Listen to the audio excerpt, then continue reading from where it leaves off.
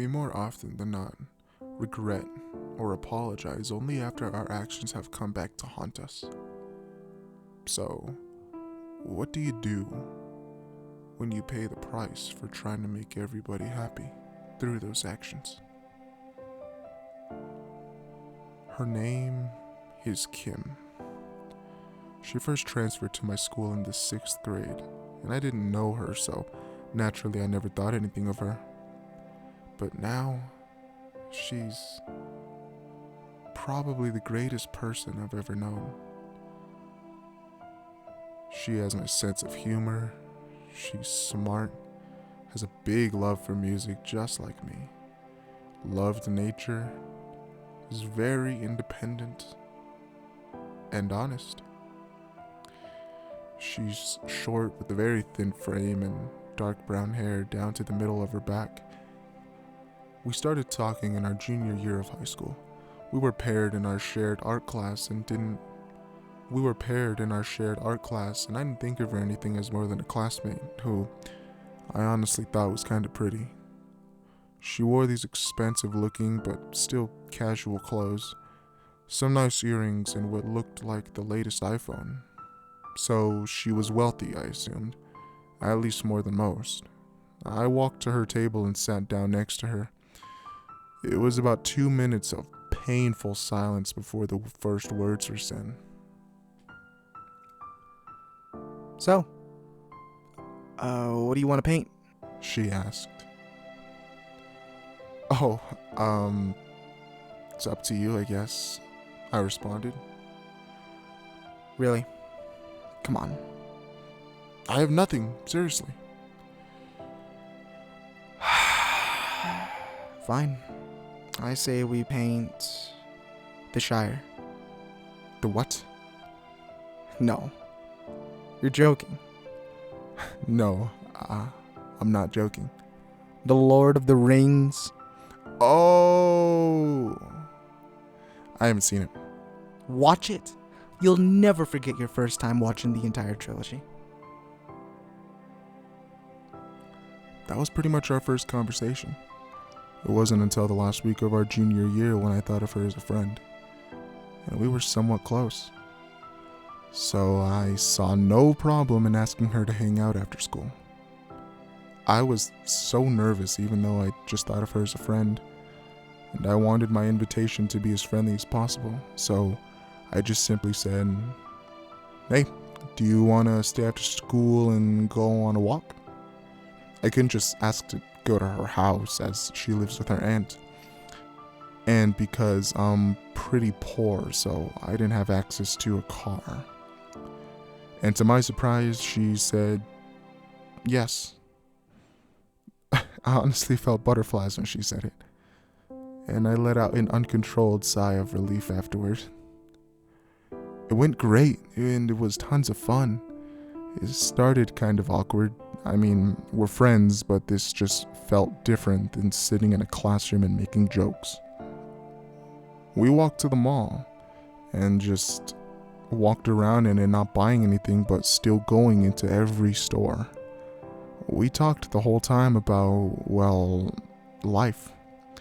We basically bonded that day. And ever since, I've felt a little different after that. I think we've all had that day where we are having a different feeling towards someone we've known for a while. I didn't understand it at first, but after that day, I looked forward to seeing her every day. I did binge the Lord of the Rings trilogy. She insisted the extended edition for some reason. We went to the mall once a week to buy basically nothing, and it was the happiest I've ever been. But at the time, I wish I could have told her about my night hobby. Well, at the time, yes. Now I only wish I knew about hers. Oh yeah, I didn't tell who I was. My name is Daniel. I'm now in the middle of my senior year in high school, and I'll be honest, I went down the wrong path early. I personally think it's justified, but I understand it's still bad. It's just me and my mom that live in our home 30 minutes away from school and civilization. It's in the middle of nowhere and our nearest neighbor lives 20 minutes away. Mom would drop me off every morning at the bus stop and she would leave to work as I waited. But when she left, I would sometimes not wait for the bus, but rather leave and go off and do,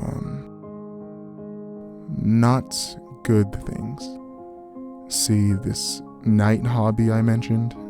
Well, what I would do was, I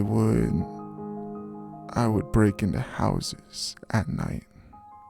It sounds bad, I know, but I want to at least tell why I did it. My mom is very poor because she never seems to keep a job. I've spent too many nights listening to her soft sobs of frustration with life through the walls. But she always gave a smile and love to me. Of course, I gave it to her in return. One night in my sophomore year, and before I ever met Kim, I was super depressed and felt life was nothing anymore. I know my mom felt the same, because I could hear her cry down the hall. I was fed up, and I decided to do something. My logic: take something from someone with way more money. I mean, they have enough wealth to replace something small. I just wanted to take a small load off of my mom. So the next morning I planned to skip school after my mom left me at the bus stop and go off to one of the many suburban neighborhoods in the city and just take something. The plan was set, and once my mom did drop me off with the other students waiting, I sat down till she drove around the corner. Then I got up and I just started walking. I'm sure none of the students snitched on me. For about an hour I walked. I didn't want to go to the nearest neighborhood, so I went to the second one down. I made it and my feet were killing me. I saw a kid on a bike riding around and I thought, why isn't he in school? And a bike would be amazing right now.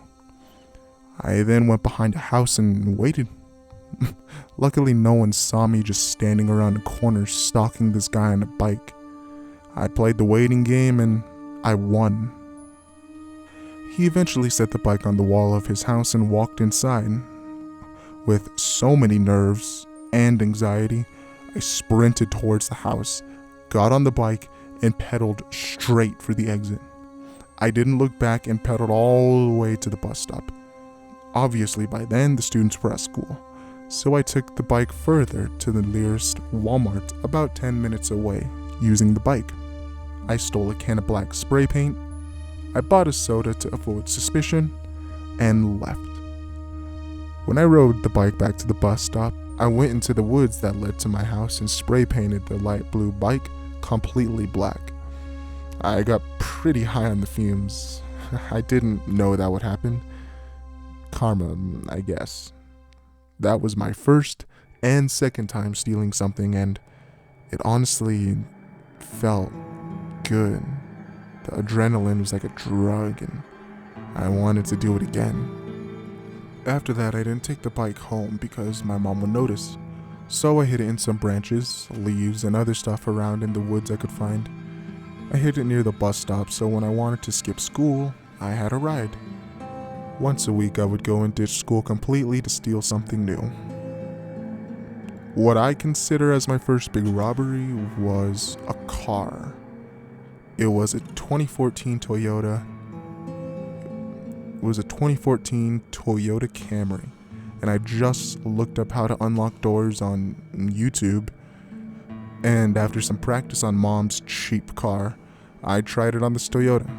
It worked like a charm, and I ended up with $200 in the glove compartment. Pretty lucky because who just leaves cash laying around in their car? I robbed nothing but cars for about 3 more months, ending up with mostly small necessities and about $700. I never ended up finding a jackpot like my first car though. It was so exciting every time I did it. By that time, Mom found a small job and Honestly felt like I was helping by secretly giving her some of the money I stole, sneaking it into her purse when she was away from it. But I knew it wasn't enough in the long run, and I finally set my sights on a house. That was the start of my junior year, and nearly the same time I met Kim. I found myself riding my bike to the same neighborhood I stole the bike from and started looking for a house I felt didn't have much security or the owner had a lot of money. I found one near the end, which was nice for a quick escape. And with only one car out in front, I assumed it was 1 or 2 people inside. I told myself that I would only do 10 robberies.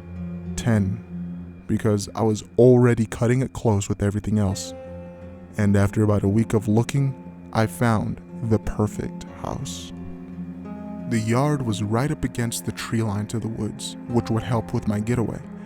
That Friday night, I told my mom I was going to spend the night at my best friend Charlie's house. I packed my bag full of stuff I was going to use, and she dropped me off at the bus stop where I told her Charlie was going to pick me up. I got her to leave by saying that they were about 2 minutes away. Then I dug up the bike and rode to get into position. I wanted to wait till at least 2 a.m. So I waited and waited, just lying in the grass, listening to Linkin Park and Guns N' Roses to hype myself up. I downed an energy drink and hopped the fence into the backyard, went up to the window, and, using my car experience, I got it open and climbed inside. I didn't know where to go first. I didn't think I'd make it this far. I went into one bedroom and just opened a few drawers. Thank goodness this room was empty. I went to the next room across the hall and went into the closet to look around. I was filled with so much excitement and adrenaline that I'm surprised I remained so quiet. While moving my hand across the top of the closet, I felt a small metal box open on top. I pulled it down and tried to get it open quickly. I decided, screw it, I'm out, and just took the whole box. Once I got back outside and over the fence, I felt the most immense joy come over me. I loved the rush and thought, I'm in the clear. Let's break this thing open. Using a hammer I bought, I smashed the lock and looked inside. It was over $2,000 in cash. And beside it was about 10 grams of weed and a shot bottle of some alcohol. I get the most insane luck on my first runs, it seems. I then went to the bench by the bus stop and just fell asleep. That was my first house break-in, and I basically paid for almost all our bills that month. Mom thought she did it, but I saved her a lot of money for her to use on herself. She seemed happier and it made me happier. So, life was great at the end of my junior year. I was falling in love with this amazing girl, had 9 robberies under my belt with 1 to go, and I was able to provide for me and my mom. The downside was our city had caught on to the increase of houses being robbed, and social media wouldn't let me escape the reality of what I had been doing. I had been in the local newspapers and the anxiety was building. I thought about quitting while I was ahead, but I was pretty lucky to not have already been caught, but was still unsure. That wasn't the only pebble in my shoe. At the start of my senior year, I was earning to tell Kim how I felt. I didn't like holding it in, as I was confident she felt the same way. That's a lie. I wasn't confident at all. I was terrified she didn't like me back. The thought of rejection was almost more nerve-wracking than preparing for a robbery. Nonetheless, I was too much of a pussy to tell her. One thought I had in the back of my mind was, I take from people, somebody could get hurt, and some could be just like him. Someone could look at the person I robbed the way I look at Kim, and it made me start to regret a little. we both joined the next art class just called Art 2, and I got to see her every day. We were also fortunate to be partners again. Our first project was to paint some sort of portrait of ourselves, so we took a selfie and tried to paint it as best we could. Kim and my mom were making my world go round, and it was an amazing period.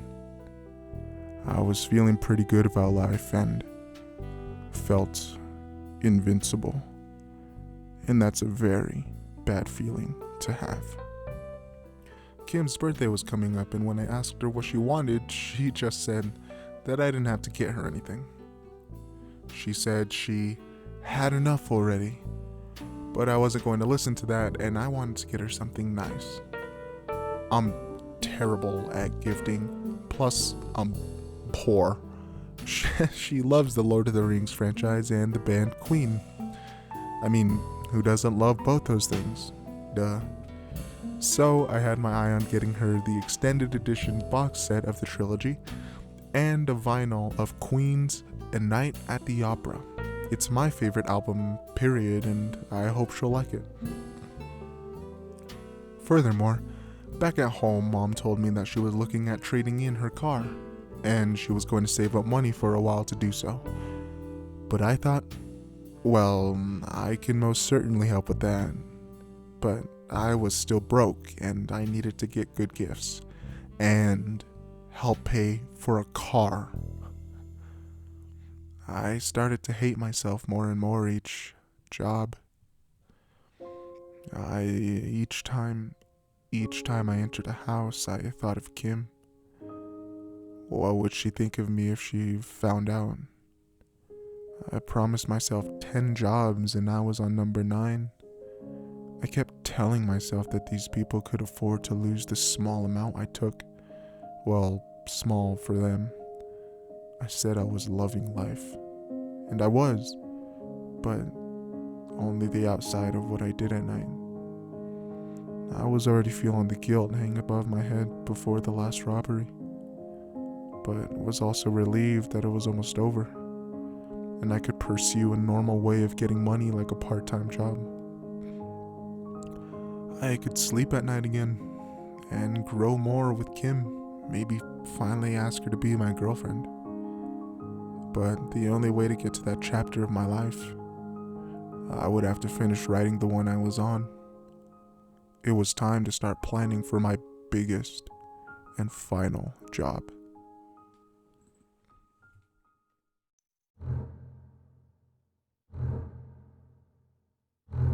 I was going to do this last one differently. Instead of a house with little guests and bad security, I was going to go to a bigger house on the higher end of one of the richest neighborhoods. I was getting cocky, and I wanted to go out with the banger. Nonetheless, I still had rules, one of them being that they had to be near the forest line, and another being the house had at most 2 cars in the lot. And the truth behind the cars rule was I was hoping it wasn't a full family I was robbing, because that's even worse. Only 1 or 2 rich people. It doesn't make much sense, but again, I was hoping for it. I gathered info on my last house. 2 stories, 12 windows, 6 cameras on the outside, and almost no blind spots. But 1. And I was going to exploit it.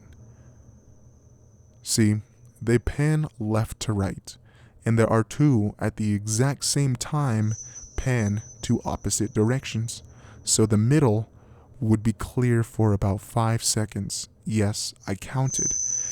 In that time, I would try to sprint to get underneath the cameras. I was going to use a crowbar to unhook the side window to the living room and climb inside. Then, so on, going into a room, looting boxes, drawers, and maybe safes, quietly. After that, back out the window, wait for my 5-second window, and leave. Maybe the camera would catch me for a second, but by that time, it would be on my way out, and thus, too late. The date was set, and soon enough, on Friday, October 10th, I would make my move. I sat in art class around 12 o'clock. The anticipation and nerves were immeasurable. The teacher was explaining the assignment, but I didn't hear a word of it. My thoughts ran wild and I began to doubt myself throughout the day. Hey, you okay? Said Kim. Oh, yeah, I'm fine. Just didn't get much sleep is all. Aw, why's that? What's her name? What? Just kidding. Seriously, what's wrong? I'm just stressed about stuff, I guess. Like? You know, school. That makes sense. But just don't get behind this early. Then you'll be stressing hard. Trust me, I know what that feels like. I've only done it all 3 years. I believe in you. I mean that. Your hard work will pay off. She looked hesitant by saying that. I don't know why. Like she couldn't look me in the eye. I looked in her eyes after that and just was amazed. I honestly wanted to marry this girl. She couldn't possibly know what was going on. But her belief in me calmed and motivated me. This was for her and my mom. I was going to finish this and move on. It was in that moment I decided while looking into her beautiful eyes that I was going to tell her how I felt on her birthday. I thought of it as a cherry on top for her gift. The day went by and I saw Kim after school again, and she said her parents were going to pick her up as she was going to stay at their place over the weekend instead of her aunt. I walked up to her and we just started chatting. So, when are they getting here? I don't know. Mom said her and Dad left the house and would be here in about 5 minutes. And that was 10 minutes ago. Damn. That kind of sucks. Yeah, it does. Dan, I don't want to look dumb here alone. Can you stay with me, please? We could drop you off at home. Oh, wow. I mean, you don't have to do that, but... No, seriously. I'm sure my mom wouldn't mind. Okay. Yes! Thanks. Okay, I see the car. Well, that's convenient. She then pointed towards this black car, and I honestly couldn't believe it. It was a Bentley Continental GT. I'm not the biggest car nerd, but I know enough. I was in shock, not only because that meant that her parents were pretty wealthy, but the car was beautiful. I mean, spotless. I finally got to meet her parents and they were very nice to me. Her dad intimidated the hell out of me though. But they agreed to give me a ride back to the bus stop where my mom would get me. And on the way, we broke the ice with talks of school. I also thought her dad was interrogating me. He asked about my plans after school, my grades, colleges, hobbies, and more. When we got to the stop, I said bye to Kim and her parents and they rode off. I immediately felt just how poor I was as soon as I stepped out of that vehicle. It was such a different feeling being in there. Felt good. From there, my mom picked me up and took me home, where I would make my final preparations for the night ahead.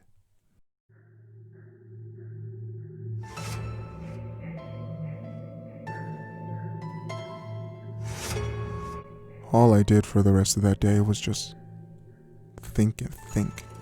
It felt like forever. Just sitting there, knowing what I was going to do later. It was around 10:30 when Mom fell asleep. Once I was sure she was sound, I locked my door, grabbed my bag, and was off.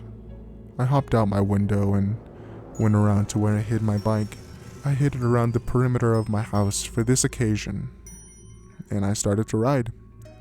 The normally 30-minute drive was so much longer now that I was on a bike, and so around 11:50 p.m., I made it to my stop. I waited for 2 more hours until 2 a.m., listening to a creepypasta narrated by Mr. Creepypasta while waiting. And once my alarm went off, I jolted up in a panic. This was it. My last one. It will finally be over. Putting on my balaclava and black fingerless gloves, I thought about Kim. I felt immediate shame after that. But there was no turning back. I looked at the security cameras awaiting for my window to pounce. About 2 minutes had went by and my chance went by a few times. I was waiting for the right moment. The one made for me. Then it hit. The cameras went outward in opposite directions for what felt like the 1000th time. But I knew this was the one. I jumped the fence, and as I hit the ground, I landed badly on my left ankle. It hurt like hell, but I had to move quickly. I ran as fast as I could towards the wall, each step more painful than the last. At this speed, I wasn't going to make it. So, in the last second before the camera panned back my way, I dolphin dived for the wall, just nearly missing the cameras by about a half second and planting hard on my shoulder. I got up relieved, but I was in so much pain. My ankle was done. I had heard it before, but the sprint made it so much worse. But the job wasn't done, so I had to keep going. I maneuvered towards the side window and put my crowbar near the latch. I slightly pried it open and using a wire to unhook the latch. Once it was open, I slowly pulled it up and crawled inside, trying to make as little noise as possible.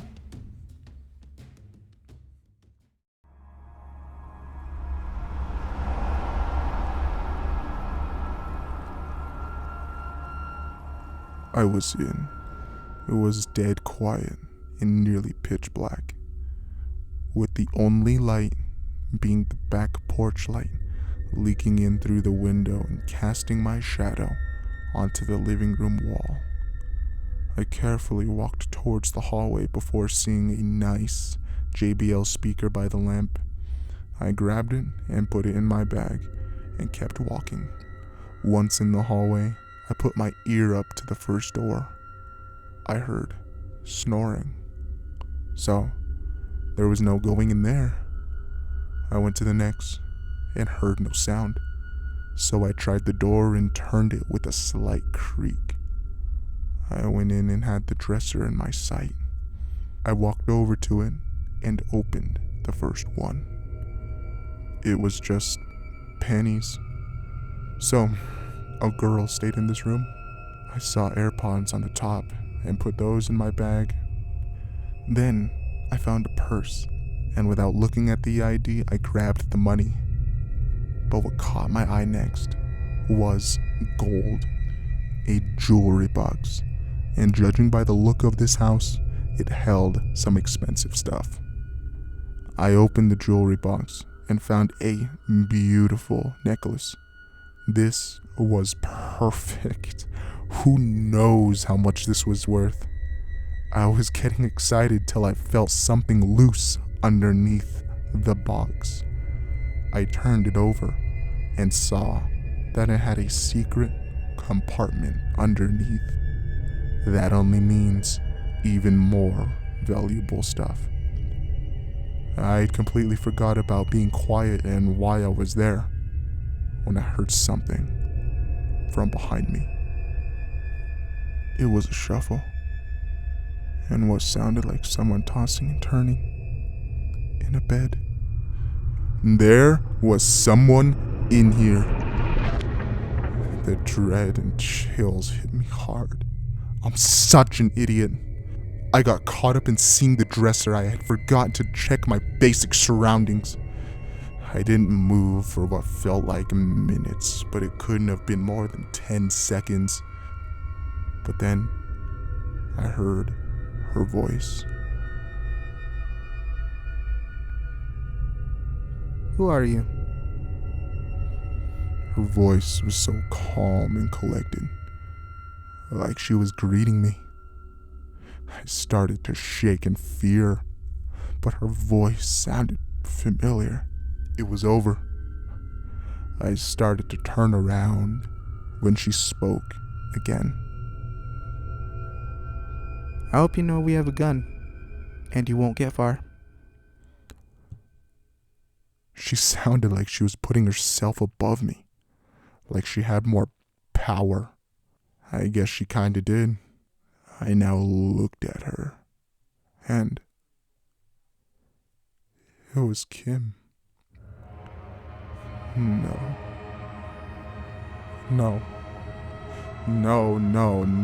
It all hit me like a bullet. The fancy car, expensive clothes, earrings, and technology. They were from her rich parents, and this was their house. I stared at her, but what she did next terrified me.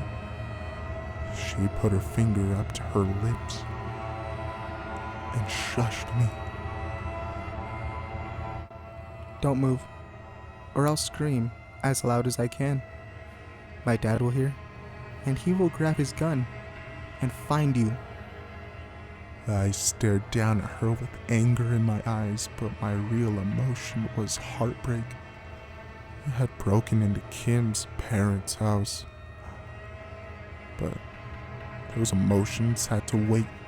She had me in a tight situation. How the hell was she so calm and in control? She was never like this ever with me, putting herself above someone else. Or at least, she never showed that to me. This wasn't her. This person was basically threatening that her dad would kill me. The Kim I thought I knew would never put anyone into harm. But this wasn't my first time doing this.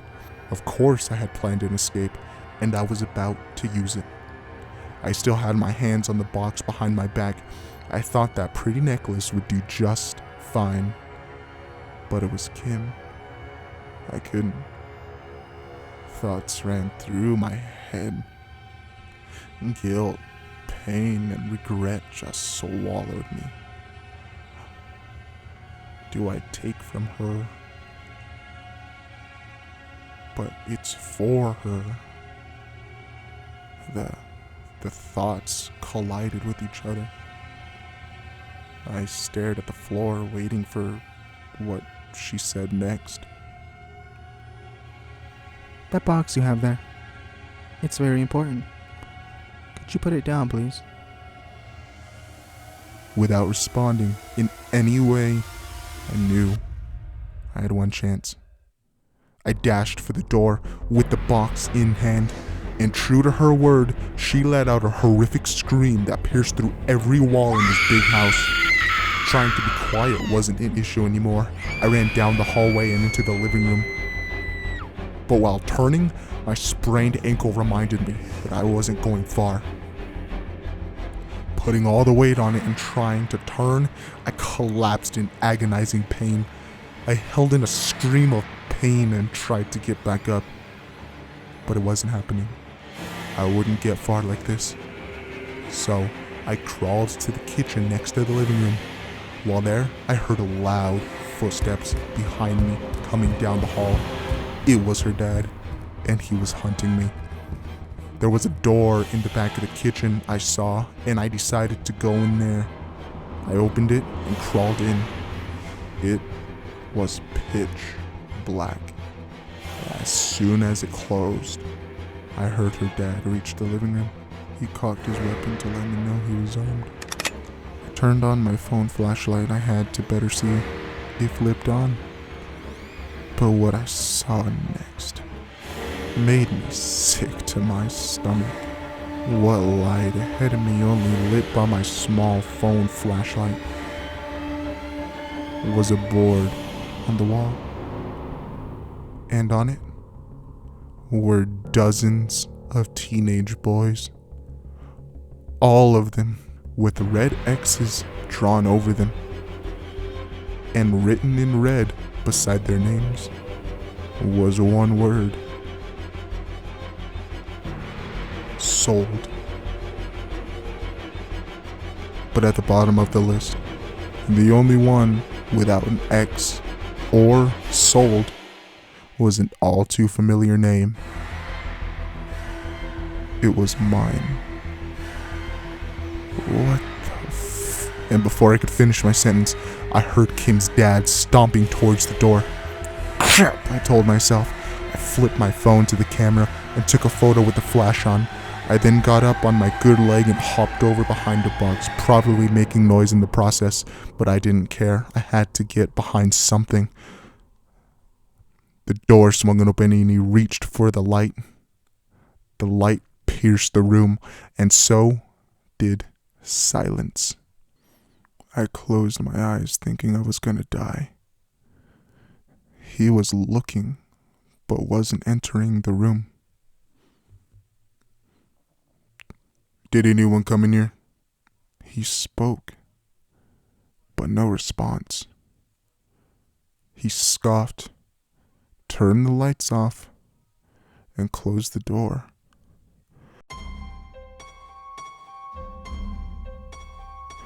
I'll be honest, I was crying in that room after that. What was that board? Who were those names? What happened to them? It all ran in my mind, clouding my reality when he's gone. I nearly screamed when I heard those words. I covered my mouth to avoid it. It's okay. He's gone. Get out of here. I was so confused. I turned my light back on in the direction of the voice. It was a boy. In a little cage in the corner. He was so frail and looked like he hasn't seen light in days because he covered himself when I put the light on him. What the hell is this? I asked. This is hell. What happened to you? She happened to me. Who's she? The girl. Kim. What? I don't understand. Leave here now. They have the police. The town on their side. There's no winning. Just leave. I can't just leave. Go. Before it's too late. What's your name? At least tell me that. It's Joseph. By then I heard sirens in the distance. I had to get out somehow. I'll come back for you, Joseph. Please don't. For yourself. I left Joseph and limped towards the door. I opened it slowly and I could still hear Kim's dad, but he was now upstairs, presumably looking for me.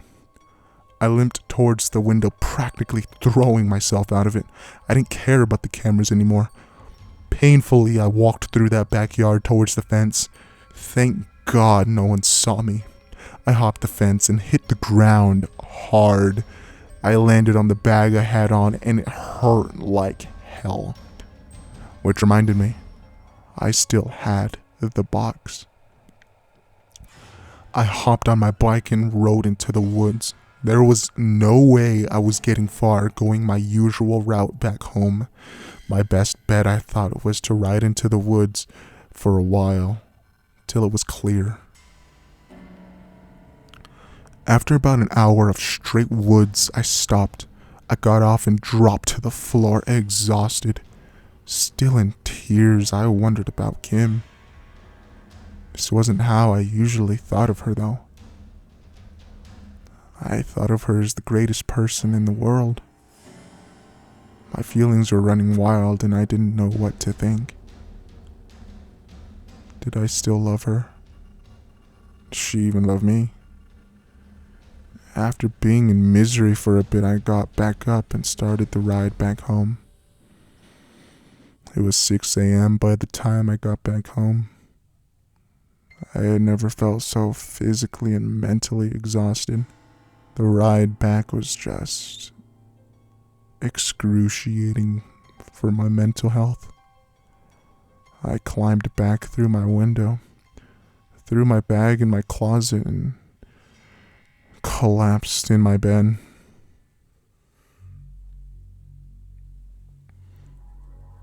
When I woke up, I had a text message from Kim. It read, Dan, my parents' house was broken into last night. It was crazy. I woke up to the dude in my room, and when I screamed, he ran off. I messaged back, "What? That's crazy. Are you okay?" She replied, Yeah, I'm okay, don't worry. Police didn't catch him, which sucks, but I'll tell you the whole thing next time we meet. My last message was, "Sounds good. I'm glad you're okay. Be careful." I remembered I took a photo after that. It was nearly a perfect photo of the whole board. I'm making a guess, but I honestly don't think I'm far off. I think they were running some sort of slavery business. It had names of sellers, buyers, and those who were sold or still on the market. I remember one thing Joseph said to me. He said that they had the police in the town on their side. So this could go deeper than I ever imagined. He also said that Kim did this to him. How, I don't know. As for the box, well, besides a necklace and earrings worth over $20,000, that secret compartment underneath, it was pictures of me. Information of me. One of them was me walking home. One was of my house. Another of me at the bus stop. They were stalking me. Which raises the terrifying question. Do they know about the robberies?